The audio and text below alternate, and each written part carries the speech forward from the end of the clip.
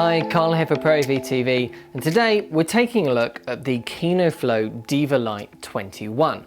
So this is the latest light from Kino Flo, who obviously are a very long-standing, very well-respected lighting brand within the industry. But they've gone through a little bit of a mix-up recently with their lineup and shaped it up a little bit, neatened it up. They've now got 3 lines of LED products. They've got the Celeb, which are their large studio fixtures.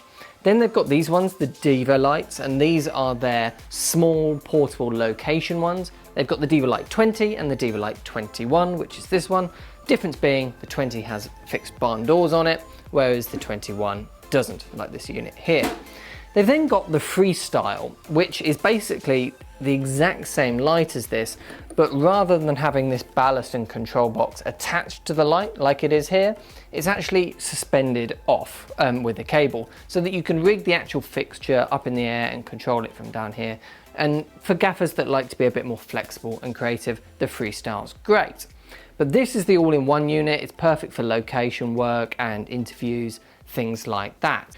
All the lights actually offer exactly the same form of light quality and functionality. So the differences between the huge Celeb ones, like the 850, the massive one, and this one, they're all going to have exactly the same feature set, exactly the same menus, but obviously different softness, different light output, and different form factors. So the Celebs are chunkier around here, these ones are much thinner.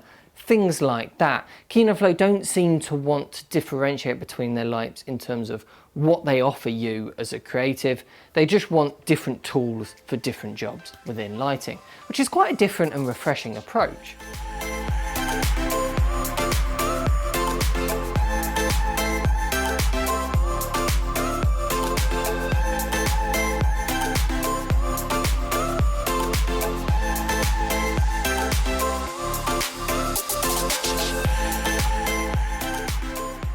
So Kino Flo have clearly put a lot of time and effort into designing the way that their lights work and the actual user interface of the light.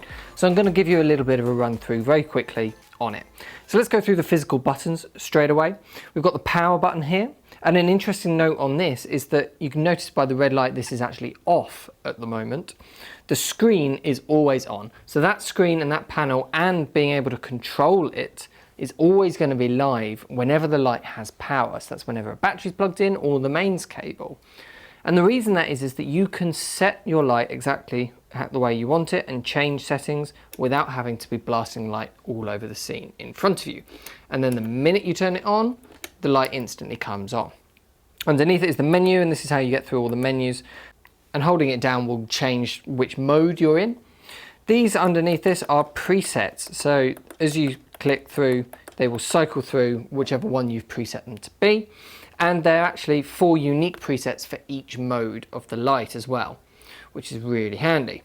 This mode here will change which one of these things you're changing on the screen, and the lock button is a really simple lock button so that you can't change anything on the light when that's pressed. Very useful if you're going to rig this light up in the ceiling and you don't want anything on it changing. So the first mode that we're in is what's called white mode. This is basically the ordinary light. So you've got your dim controls.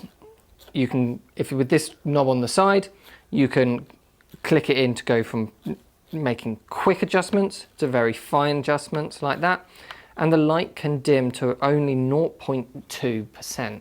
So it's very, very low, almost off. Most lights cut out at about 10%, so that's really nice to see. Press that once, you'll get across to Kelvin. You can go between 6,500 and 2,700 Kelvin in this mode. Then we've got green and magenta tint. If I raise the brightness a little bit, you'll be able to see what this does. Let's go to a fairly ordinary color temperature like that. Then with the green and magenta, I can be changing the amount of green or magenta on this white card in front of us over here with that. And then DMX controls are shown up there.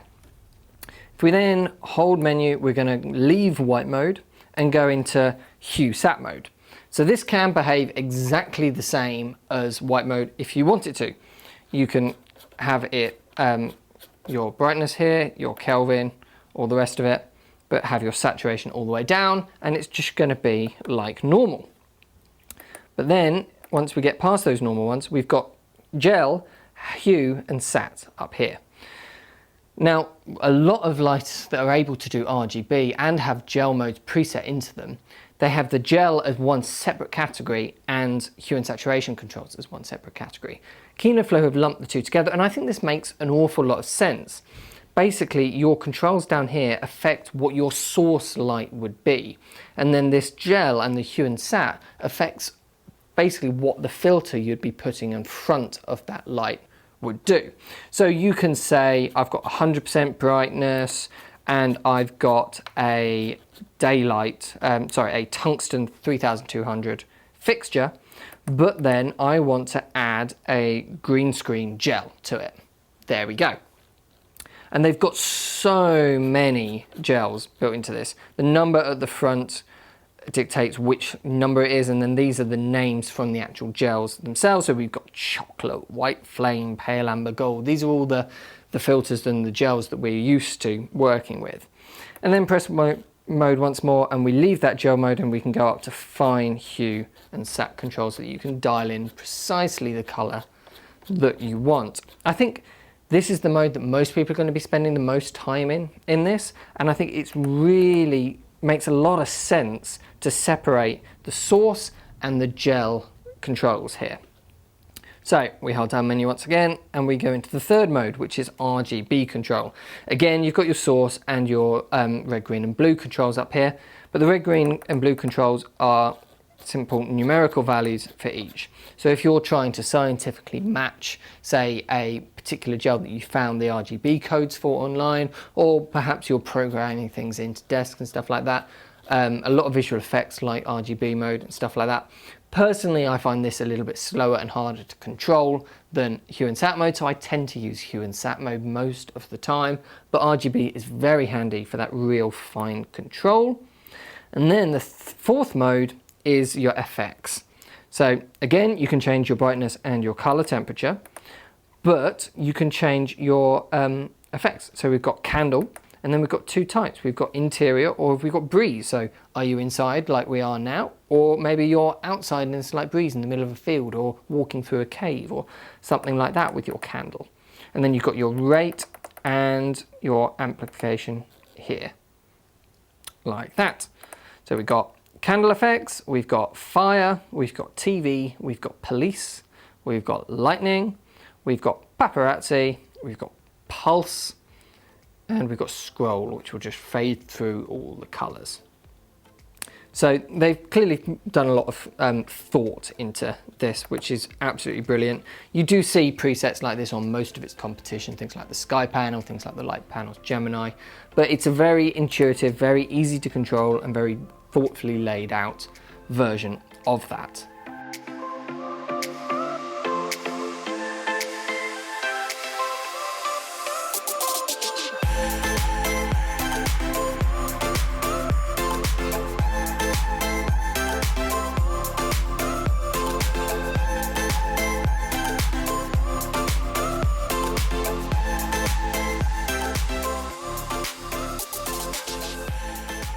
So as this is the portable all-in-one type light in Kino Flo's new lineup, it definitely lends itself to location work, anything which is out and about and running from a location to location where you've got to move quickly, or just interviews, simple bog standard interviews, which is how most of us earn our money.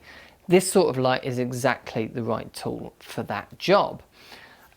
One thing you will need to be careful of though is power. So it's a professional output light, and so it does require a bit of juice to get it going. And so in order to run this off batteries, you're going to need one of their optional accessories, which you need to attach two V-Lock batteries at the same time to. So that's not one battery, that's two V-Lock batteries. Or Kino Flo actually make their own battery, which attaches with its own special connector onto one of their boxes, and with those you'll only need one battery. So you might well ask, why would you spend the money on something like this when there are plenty of very affordable, very high quality options on the market right now for LED lighting? And part of it is the features and the control that you get.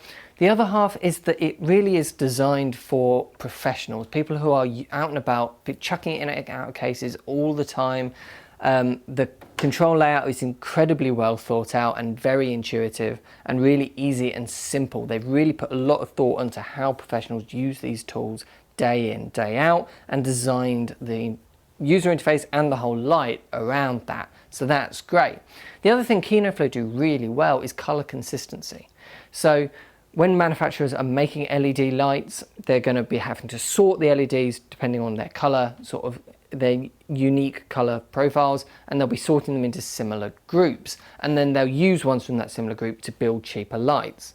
Kino Flo don't do that. They have their LEDs specially made for them, and so they can guarantee that any Diva Lite 21 that you buy, whether you buy 10 of them or whether you buy 2 now and then 2 later on, they're going to have exactly the same color performance and exactly the same scores. I mean, they are great lights in terms of color performance. We'll put the lights up now and they'll be available on our product page as well. And you can see they do perform very well. However, consistency across multiple lights is definitely a real strength of Kino Flo's.